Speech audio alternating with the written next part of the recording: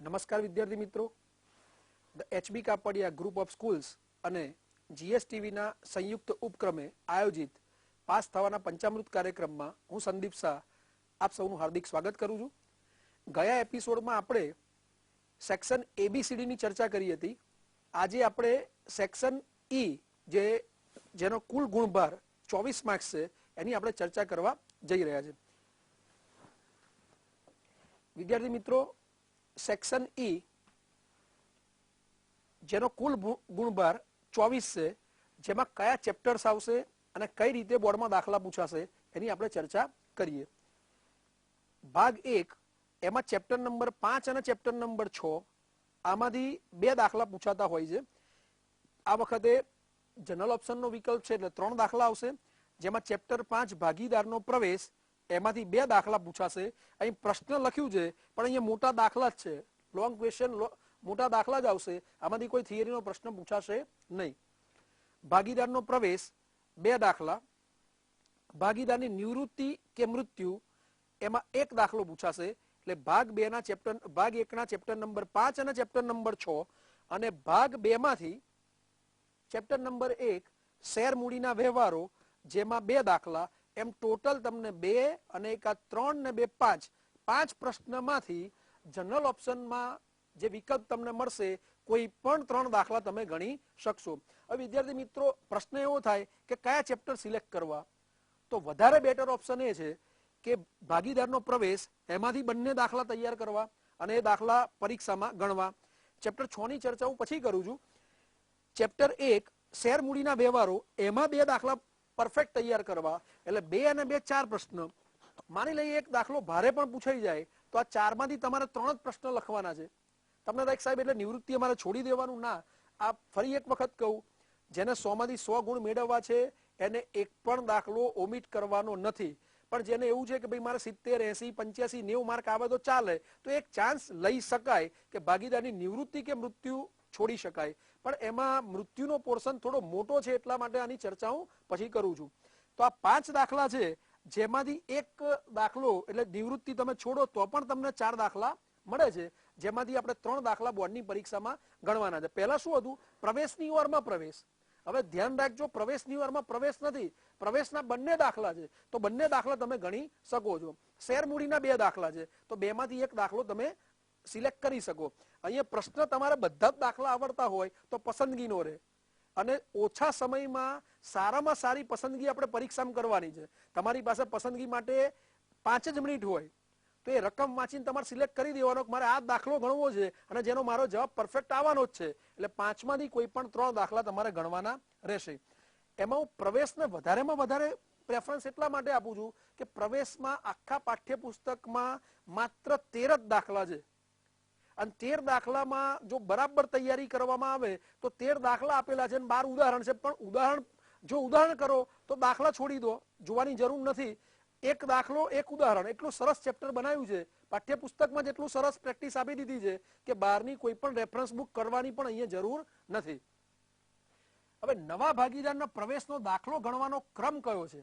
આપણે દાખલો કઈ રીતે ગણી શકીએ? તો હું પ્રવેશ અને નિવૃત્તિ બંનેની વાત કરું. ચેપ્ટર 5 અને ચેપ્ટર 6 તેમાં પહેલા 3 સ્ટેપ તો એના જ છે બંનેમાં. આ સ્ટેપ આટલા અનુભવના આધારે સ્કૂલના શિક્ષકો સાથે ચર્ચા કર્યા પછી અમે ડેવલપ કરેલા છે. આવા કોઈ ક્રમ પાઠ્યપુસ્તકમાં આપ્યા નથી. પણ જો આ ક્રમથી દાખલો ગણવામાં આવે અને વિદ્યાર્થીને કોઈ જગ્યાએ ભૂલ પણ પડે તો એને 8 માંથી 6 માર્ક તો પરફેક્ટ આવે. આપણે 8 માંથી 8 જ માર્કનો ટાર્ગેટ છે, 100 માંથી 100 માર્ક્સનો ટાર્ગેટ છે. પણ જો આ ક્રમને ધ્યાનમાં રાખવામાં આવે તો મેક્સિમમ માર્ક મેળવી શકાય. સૌથી પહેલો મુદ્દો છે મિલકતો અને દેવાના હવાલા સોલ્વ કરવા. એટલે હવાલા જે આપેલા છે જોઈ લેવાના, જેમાં મિલકત અને દેવાના હવાલા જ સોલ્વ કરવા. અને આ હવાલા સોલ્વ કરતી વખતે મૂડી અને પાઘડીનો હવાલો જોવાનો જ નહીં. માત્ર જમીન, મકાન, દેવાદારો, લેણદારો, ગાલખાદ અનામત આ હવાલા ચેક કરી લેવા અને એની અસર આપવી. ત્યારબાદ પાકું સરવૈયું ચકાસવું. પાકું સરવૈયું ચકાસવું એટલે શું? હવાલા સોલ્વ થઈ ગયા, જમીન મકાનનો હવાલો છે, એને હવાલાની દરેકની 2 અસર આવે, તમને જાણ છે જ. એ 2 અસર આપ્યા પછી અમુક વિગતો એવી હશે કે જેમાં કોઈ પણ હવાલો હશે નહીં. એટલે પાકા સરવૈયામાં જે વિગતો બાકી રહી છે એની 1 અસર આપવી. અહીં હવાલા સોલ્વ કરો, દરેક હવાલાની 2 અસર આવશે. પાકા સરવૈયાની એક એક અસર આવશે. તેમાં સામાન્ય રીતે મૂડીનો પોઈન્ટ હશે. મૂડી ખાતામાં જમા બાજુ લખી દો. અનામતોની વહેંચણી કરવાનો પ્રશ્ન આવે. રોકડ બેંક ખાતું એની બાકી આપી હશે, રોકડ બેંક ખાતામાં ઉધાર બાજુ બાકી આગળ લાવ્યા તરીકે દર્શાવી દો. માની લો ફર્નિચર, તો એમાં હવાલો નથી, તો ફર્નિચર મિલકત છે એટલે મિલકત લેણા બાજુ લખી દો. દેવી હુંડી, તો દેવી હુંડીમાં હવાલો નથી તો એ મૂડી દેવા બાજુ લખી દો. એટલે આ રીતે પાકું સરવૈયું ચેક કરી લો. કોઈ પણ વિગત બાકી ના રહી જાય, હવાલા સોલ્વ થઈ જાય, પાકા સરવૈયામાં કોઈ પણ વિગત બાકી ના રહી જાય, એનું ખાસ ધ્યાન રાખવાનું. જો એક પણ વિગત બાકી રહે તો ફાઇનલ આન્સર તમારો આવે નહીં. એક એક વિગત ચેક કરતા જવાનું. એવું નહીં વિચારવાનું કે આ વિગત છોડી દઉં છું પછી કરીશ. જ્યારે પાકું સરવૈયું ચેક કરો એટલે મિલકત સાઈડ એક એક વિગતો ચેક કરો. પાઘડી તો પાઘડીની અસર આપો. જમીન મકાન હવાલામાં આવી ગયું હોય તો ફરી લખવાનું નથી. ફર્નિચર માની લો હવાલામાં નથી આવ્યું તો પાકા સરવૈયામાં લખી દો. એક એક વિગત અહીં બરાબર ધ્યાનથી ચેક કરી લો. ત્યાર પછી ત્રીજું સ્ટેપ, પુનઃ મૂલ્યાંકન ખાતું બંધ કરો.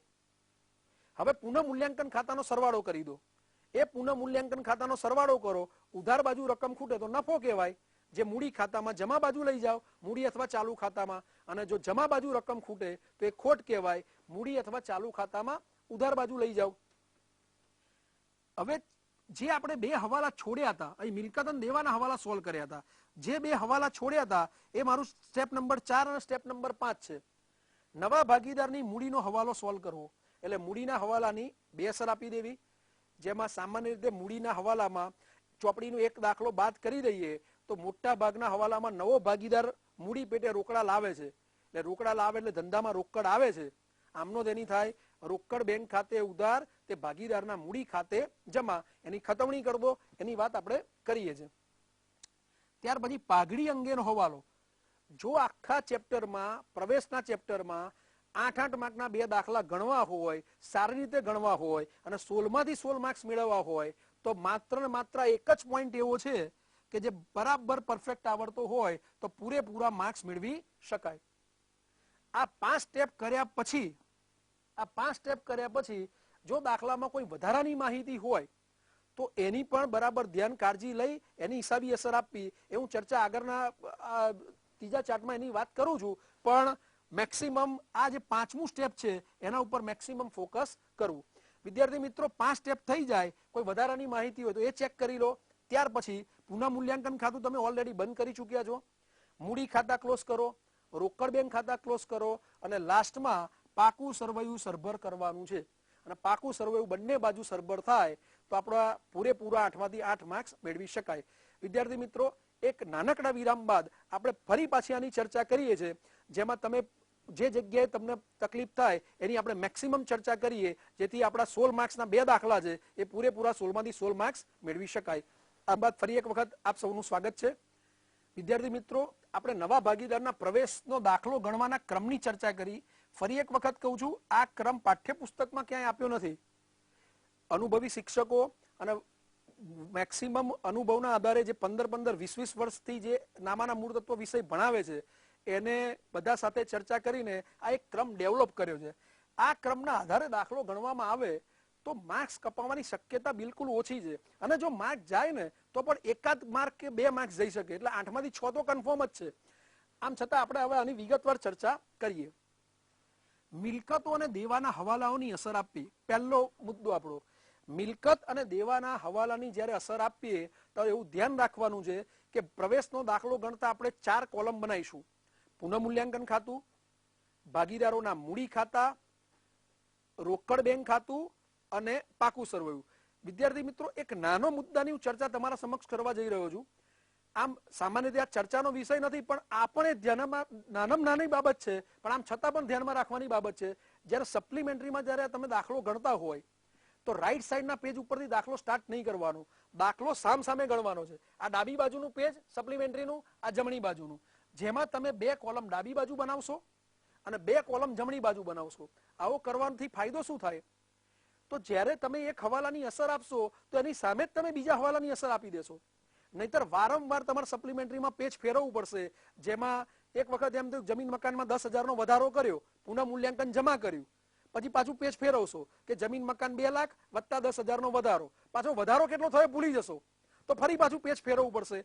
આમાં કદાચ કોઈક વાર ભૂલ થવાની શક્યતા રહે છે.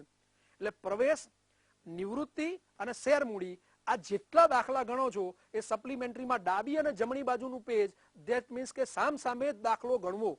આ ખાસ નાની બાબત છે, પણ ધ્યાન રાખવું. તમને થાય સાહેબ મારે કોઈ ગણતરી કરવી છે, તો એના માટે સપ્લિમેન્ટરી ઘણા બધા બ્લેન્ક પેજીસ હોય છે, ત્યાં રફ કામ લખી દેવાનું, ગણતરી કરવાની. હવે મિલકત અને દેવાના હવાલાઓની અસર કઈ રીતે આપવી? તો મિલકત અને દેવાના હવાલાની બે અસર આવશે. આ બંને અસર એક પુનઃ મૂલ્યાંકન ખાતામાં આવે અને બીજી અસર પાકા સરવૈયામાં આવે. આનો એક જ નિયમ છે. આ નિયમ ઉપર 5 કે 6 જેટલા હવાલા આપ્યા હોય એ હવાલાની અસર અપાશે. કયો નિયમ? જો નફો થાય તો પુનઃ મૂલ્યાંકન ખાતું જમા કરો, અને જો નુકસાન થાય તો પુનઃ મૂલ્યાંકન ખાતું ઉધાર કરો. આ નિયમના આધારે તમે 6 હવાલાની જેટલા હવાલા પરીક્ષામાં પૂછાય 5 કે 6 મિલકત અને દેવાના જેટલા હવાલા હોય એની બે અસર આપો. પણ બે અસર ક્યાં આપવાની? એક અસર આવશે પુનઃ મૂલ્યાંકન ખાતામાં ઉધાર અથવા જમા. નુકસાન થાય તો ઉધાર, નફો થાય તો જમા. અને બીજી અસર પાકા સરવૈયામાં જ આવશે. એટલે બાકીના બે ખાતા જોવાના જ નથી. મૂડી અને રોકડ બેંક ખાતામાંની કોઈ અસર આવે નહીં. એટલે મિલકત અને દેવાના હવાલાઓની સૌપ્રથમ અસર આપો. જેમાં દાખલા તરીકે જમીન મકાનમાં તમને એમ કે 20,000નો વધારો કરવો, તો જમીન મકાન મિલકત છે, મિલકતમાં વધારો કરો એટલે ફાયદો કહેવાય. ફાયદો થાય તો પુનઃ મૂલ્યાંકન ખાતું જમા કરો, એટલે પુનઃ મૂલ્યાંકન ખાતામાં જમા બાજુ. હવે પાકા સરવૈયામાં દાખલાની રકમમાં જમીન મકાન 2 લાખ આપ્યા છે, તો એ 2 લાખ પાકા સરવૈયામાં નવા પાકા સરવૈયામાં 2 લાખ બતાવો, અને 20,000નો વધારો થયો એટલે 2,20,000. એટલે એક અસર પુનઃ મૂલ્યાંકન ખાતામાં આપો અને બીજી અસર પાકા સરવૈયામાં મિલકત લેણા કે મૂડી દેવા. જો મિલકતનો હવાલો હોય તો મિલકત લેણા, જો દેવાનો હવાલો હોય તો મૂડી દેવા અસર આપવી. બીજું પાકું સરવૈયું ચેક કરવું. આની આપણે ચર્ચા કરી કે ભાઈ હવાલા આપી દીધા પછી જે પાકા સરવૈયામાં જે અસરો બાકી રહી ગઈ છે એ દરેકની એક અસર આપો. જેમાં મૂડી ખાતામાં જમા, અનામતોની વહેંચણી કરો, સામાન્ય અનામત, મૂડી અનામત, કારીગર અકસ્માત વળતર ભંડોળ એની વહેંચણી કરો, એ પણ મૂડી ખાતામાં આવશે. પણ એક વસ્તુ અહીં ધ્યાન રાખજો, પાકું સરવૈયું ચેક કરતી વખતે એક પણ વિગત રહી જવી જોઈએ નહીં. હવાલામાં જમીન મકાન આવી ગયું છે તો અહીંયા પાકા સરવૈયામાં જમીન મકાન ફરી લખવાનું નથી નવા પાકા સરવૈયામાં. પણ ફર્નિચર નથી આવ્યું તો ફર્નિચર મિલકત લેણા બાજુ લખી દેવું. દેવી હુંડી નથી આવી તો દેવી હુંડી મૂડી દેવા બાજુ લખી દેવી. આ ચેક કરતી વખતે એક એન્ટ્રી ક્રમ પ્રમાણે ચેક કરવી, એટલે રહી જાય નહીં. ત્યારબાદ પુનઃ મૂલ્યાંકન ખાતું બંધ કરો, એટલે પુનઃ મૂલ્યાંકન ખાતાનો સરવાળો કરો. જો ઉધાર બાજુ રકમ ખૂટે તો એ નફો કહેવાય. જે ભાગીદારો વચ્ચે નફા નુકસાનના જૂના પ્રમાણમાં વહેંચી દો અને મૂડી ખાતાની જમા બાજુ લઈ જાઓ, મૂડી અથવા ચાલુ ખાતામાં. જનરલી ચાલુ ખાતાના ચોપડીમાં 2 જ દાખલા આપેલા છે, બાકી 13માંથી 11 દાખલા મૂડી ખાતાના છે. એટલે પુનઃ મૂલ્યાંકન ખાતું ક્લોઝ કરો, મૂડી ખાતે લઈ જાઓ નફા નુકસાનના જૂના પ્રમાણમાં. આ 3 સ્ટેપ સુધી તમારે દાખલામાં નવું પ્રમાણ જોવાનું નથી. હવે આગળ જઉં છું. વિદ્યાર્થી મિત્રો, નવા ભાગીદારની મૂડીનો હવાલો. તો નવા ભાગીદારના મૂડીના હવાલામાં એક જ દાખલો એવો છે કે જેમાં નવો ભાગીદાર મૂડી પેટે ફર્નિચર લાવે છે. બાકીના બધા જ દાખલામાં નવો ભાગીદાર મૂડી પેટે રોકડ રકમ લાવે છે. હવે રોકડ રકમ નવો ભાગીદાર લાવે તો એની એક જ આમનો થાય, એની અસર પણ સરખી છે. એટલે ચોપડીના બધા જ દાખલામાં આ પોઈન્ટમાં તમને તકલીફ પડવાની નથી. નવો ભાગીદાર મૂડી પેટે રોકડ લાવે એની આમનો થાય, ધંધામાં રોકડા આવે છે, માલ કે મિલકત આવે તો ઉધાર, એટલે રોકડ ઓબ્લિક બેંક ખાતે ઉધાર, તે નવા ભાગીદારના મૂડી ખાતે જમા. એટલે આની ખતવણી કરો તો રોકડ બેંક ખાતામાં ઉધાર બાજુ લખશો, નવા ભાગીદારના મૂડી ખાતે એ નામ આપ્યું હશે.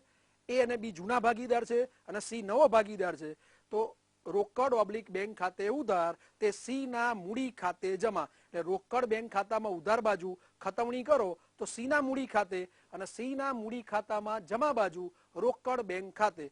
આ જે આમનો બોલ્યો હું, રોકડ બેંક ખાતે ઉધાર, તે નવા ભાગીદારના મૂડી ખાતે, માત્ર નવા ભાગીદારનું નામ જ બદલાય. આમનો મેં તમને કહ્યું એક દાખલો બાદ કરી દો, બાકીના 12 દાખલામાં આ જ આમનો આવશે. હું વારંવાર એટલા માટે હું આ દાખલા ઉપર ફોકસ કરું છું કે ચોપડીમાં 13 જ દાખલા છે, ટોટલ 13 દાખલા, અને 13માંથી 8-8 માર્કના 2 દાખલા પૂછાવાના છે. એટલે આ તો એક ઓપોર્ચ્યુનિટી છે આપણા માટે, આને આપણે આજ તક ઝડપી જ લેવાની છે અને 16માંથી 16 માર્ક્સ લાવવાના છે. હવે 5મો પોઈન્ટ, પાઘડી અંગેનો હવાલો. વિદ્યાર્થી મિત્રો, પાઘડીનો મુદ્દો જો આવડી ગયો તો પ્રવેશ તમને કમ્પ્લીટ આવડી ગયું કહેવાય. આ એક જ પોઈન્ટ એવો છે કે જેમાં તમારું પરફેક્શન લેવલ એકદમ હાઈ જોઈએ, જેમાં તમે હવાલો સોલ્વ કરો તો બરાબર ધ્યાનથી વાંચવાનું. નવો ભાગીદાર પાઘડી પેટે રોકડ રકમ લાવે છે કે નવો ભાગીદાર પાઘડી પેટે રોકડ રકમ લાવતો નથી. જો નવો ભાગીદાર પાઘડી પેટે રોકડ રકમ લાવે તો એની 2 આમનો થાય. રોકડ ઓબ્લિક બેંક ખાતે ઉધાર તે પાઘડીના પ્રીમિયમ ખાતે જમા. રોકડ ઓબ્લિક બેંક ખાતે ઉધાર તે પાઘડીના પ્રીમિયમ ખાતે જમા. પાઘડીનું પ્રીમિયમ ખાતું જમા કર્યું એ તરત જ ઉધાર કરી દો. પાઘડીના પ્રીમિયમ ખાતે ઉધાર તે જૂના ભાગીદારોના મૂડી ખાતે જમા. તમને પ્રશ્ન થાય સાહેબ જૂના ભાગીદારો કેમ?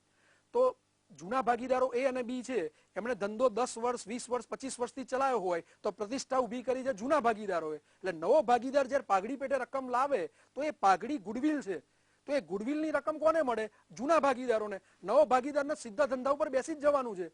એટલે જ્યારે નવો ભાગીદાર ધંધામાં આવશે તો એને પાઘડી પેટે રોકડ લાવે તો એ રોકડ જૂના ભાગીદારો વચ્ચે વેચાશે. અને અહીં એક ખાસ મુદ્દો ધ્યાન રાખજો, જ્યારે આ પાઘડીની રકમ રોકડમાં લાવે ત્યારે નવો ભાગીદાર પાઘડી પેટે રોકડ લાવે એ જૂના ભાગીદાર વચ્ચે કયા પ્રમાણમાં વેચવાનું? તો એ ત્યાગના પ્રમાણમાં વેચાશે. એનો મતલબ કે આખા પ્રવેશના ચેપ્ટરમાં તમારે ત્યાગનું પ્રમાણ 5મા મુદ્દામાં ધ્યાનમાં રાખવાનું છે. અને ત્યાગનું પ્રમાણ એ સેક્શન સી માં આવી જ ગયું છે પુનઃગઠનમાં. ત્યાગના પ્રમાણનું સૂત્ર નવો ભાગ માઇનસ જૂનો ભાગ. એટલે અહીં તમારે એ પાઘડીનો મુદ્દો ધ્યાન રાખવો પડે. એટલે દાખલા નંબર 8, 9, 10 અને 11 એમાં રોકડા લાવે છે. અને 12મો દાખલો એવો છે કે નવો ભાગીદાર પાઘડી પેટે રોકડ રકમ લાવતો નથી. જો નવો ભાગીદાર પાઘડી પેટે રોકડ રકમ ન લાવે તો એની આમ નોંધ થાય, નવા ભાગીદારના મૂડી ખાતે ઉધાર તે જૂના ભાગીદારોના મૂડી ખાતે જમા. પણ પ્રમાણ અહીંયા ત્યાગનું જ આવશે.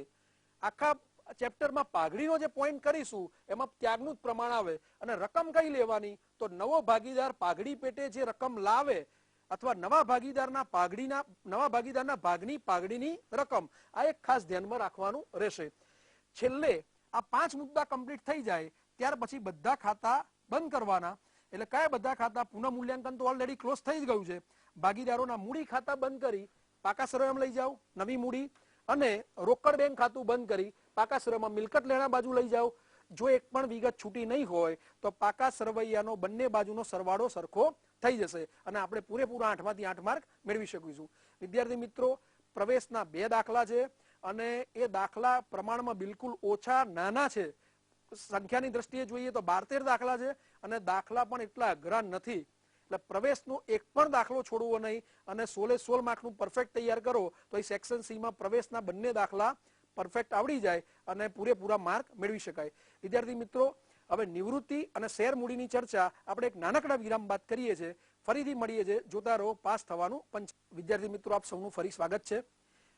અહીંયા આપણે ચેપ્ટર નંબર 5 નવા ભાગીદારના પ્રવેશનો દાખલો ગણવાનો એક ક્રમ સમજી લીધો. હવે અહીંયા ચેપ્ટર 5મા પોઈન્ટમાં મેં પાઘડી અંગેના હવાલાની થોડી ચર્ચા કરી કે આમાં 2 જ મુદ્દા છે. નવો ભાગીદાર પાઘડી પેટે રોકડ લાવે અને નવો ભાગીદાર પાઘડી પેટે રોકડ રકમ ના લાવે. હવે દાખલા નંબર 9 આસ્થા, આહના અને સોનું, એમાં એક જ દાખલામાં પાઘડી પેટે રોકડ લાવે છે પણ ખરો અને રોકડ લાવતો નથી પણ. એવું કઈ રીતે બને? તો પાઘડી એ દાખલામાં પાઘડીની એમાઉન્ટ નવા ભાગીદારની 12,000 છે. 12,000 માંથી 7200 રૂપિયા 7,200 રૂપિયા પાઘડી પેટે રોકડા લાવે છે અને 4800 રૂપિયા પાઘડી પેટે રોકડ રકમ લાવતો નથી.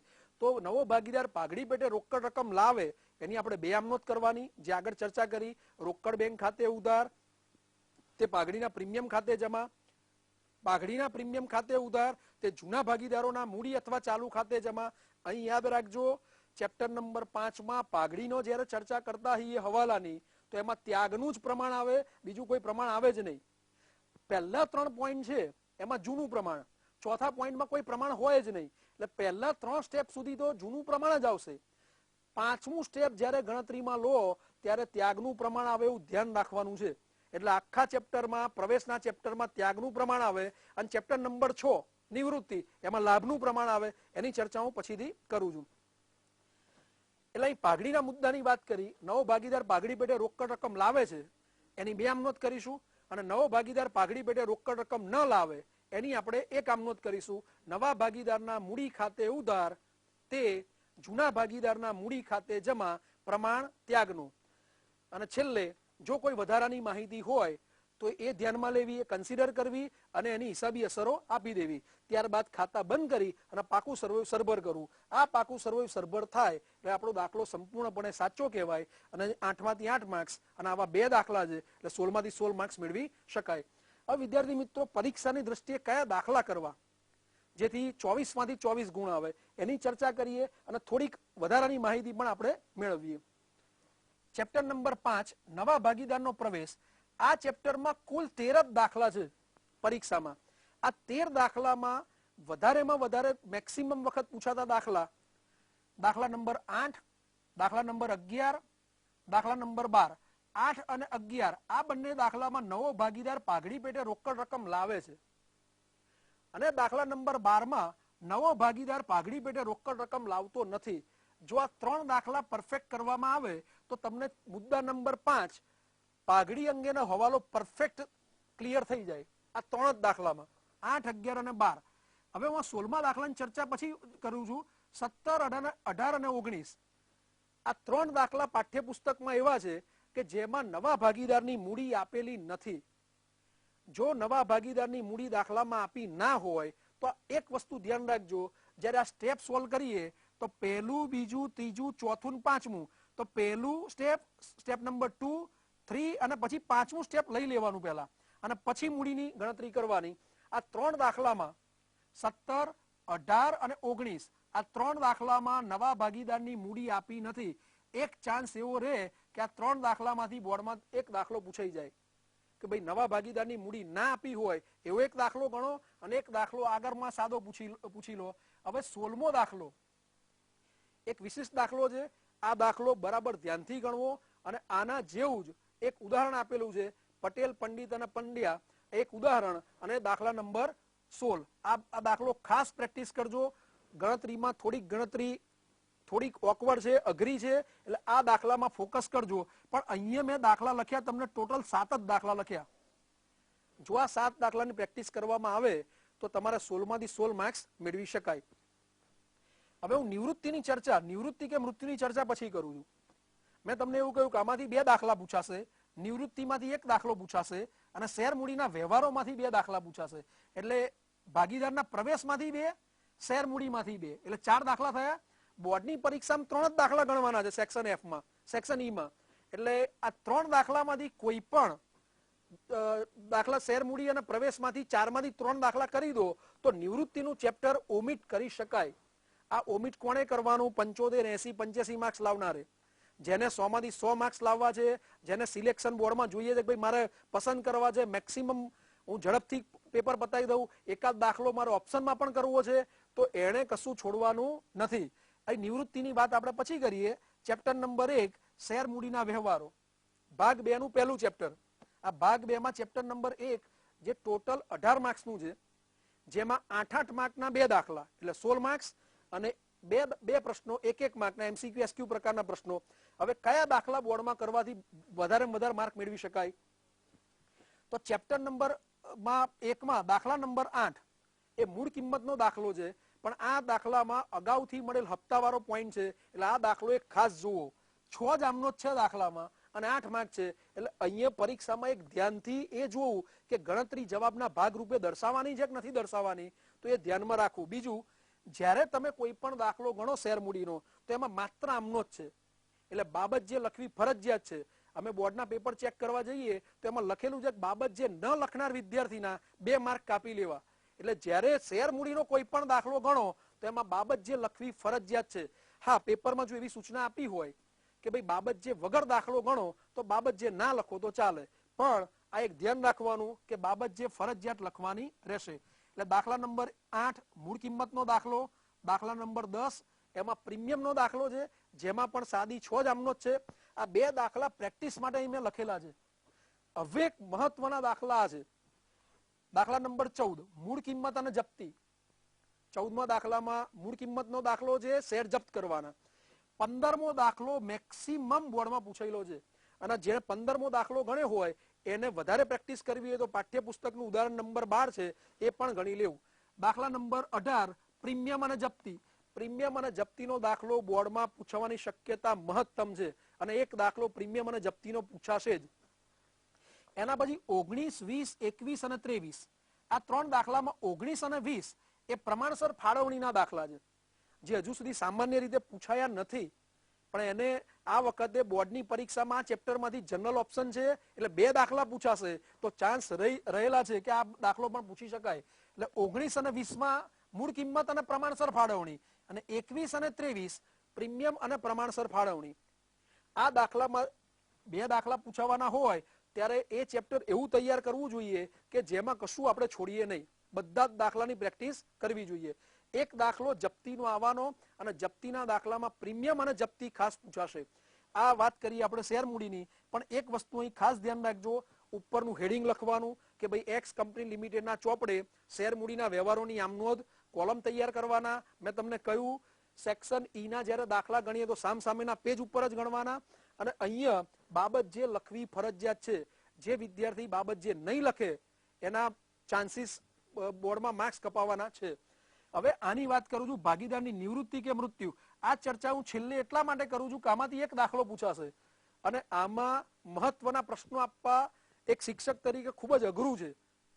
આમાં દરેક દાખલામાં એક પોઈન્ટ નવા છે અને 8 દાખલા એવા છે કે જે મૃત્યુના છે અને મૃત્યુનો દાખલો પૂછાય તો વિદ્યાર્થી માટે થોડુંક કઠિન રહે છે. જે પ્રેક્ટિસ ઓછી કરતા હોય છે ભાઈ મૃત્યુનો દાખલો પૂછાતો નથી એટલે ના કરવો, પણ જુલાઈ મહિનામાં જે એક્ઝામ આવે છે એમાં એક વખત 14 મેક્સિમમ ઉદાહરણ લીધેલા છે મેં. ઉદાહરણ 14, ઉદાહરણ 20, 21, 22 અને 23 આ 5 ઉદાહરણ છે. ચોપડીનો દાખલા નંબર 13, 14 અને 15. આ 13 અને 14મો દાખલો એવો છે કે આખો દાખલો ઊંધેથી ગણવાનો છે, જેમાં પાકું સરવાળું સોલ્વ કરવાનું, ત્યાર પછી મૂડી ખાતા અને છેલ્લે રોકડ બેંક ખાતું. એટલે આ દાખલા ઉપર વધારે ફોકસ કરવું જોઈએ 13 અને 14. અને 15મો દાખલો પણ નિવૃત્તિનો એક સરસ દાખલો છે જેમાં મેં મૃત્યુના દાખલામાં એક પણ કન્સિડર કર્યા નથી. આ 8 દાખલા જે મેં અહીંયા બોર્ડ ઉપર લખેલા છે બધા નિવૃત્તિના છે. જો મૃત્યુના દાખલાની પ્રેક્ટિસ કરવી હોય તો બધા ઉદાહરણ પણ કરવા પડે અને દાખલા પણ કરવા પડે. હવે વિદ્યાર્થી મિત્રો આજે આપણે એ સેક્શન ઈ ની ચર્ચા કરી જે 24 માર્ક્સનું છે. ફરી એક વખત તમને કહું છું, જેમાં ચેપ્ટર નંબર 5 પ્રવેશ અને ભાગ 2 નું ચેપ્ટર નંબર 1 શેર મૂડી, આ બંનેમાંથી 2 દાખલા પૂછાવાના છે. જનરલ ઓપ્શનના કારણે 4 માંથી કોઈ પણ 3 જ લખવાના છે. એટલે જો તમે નિવૃત્તિનું ચેપ્ટર એક વખત છોડી દો, મેં તમને પહેલા જ કહ્યું 100 માંથી 100 માર્ક્સ લાવવા જેને કશું છોડવાનું નથી, પણ જેને વિદ્યાર્થીને એમ થાય કે ભાઈ મારે તૈયારી થાય એવી નથી તો આ ચેપ્ટર ઓમિટ કરી શકાય એમ છે. તો વિદ્યાર્થી મિત્રો આજે આપણે સેક્શન ઈ ની ચર્ચા કરી જે 24 ગુણનું છે. આમાં આપણે એક પણ માર્ક કપવો જોઈએ નહીં. એકાઉન્ટન્સી એ સ્કોરિંગ સબ્જેક્ટ છે, એમાંથી 100 માંથી 100 માર્ક્સ જ લાવવાના છે. હવે એક નવા એપિસોડમાં આપણે મળીએ છીએ જેમાં છેલ્લો સેક્શન એફ ની આપણે ચર્ચા કરીશું. એમાં ભાગીદારીના વાર્ષિક હિસાબો અને કંપનીના વાર્ષિક હિસાબોની ચર્ચા કરીશું. આભાર.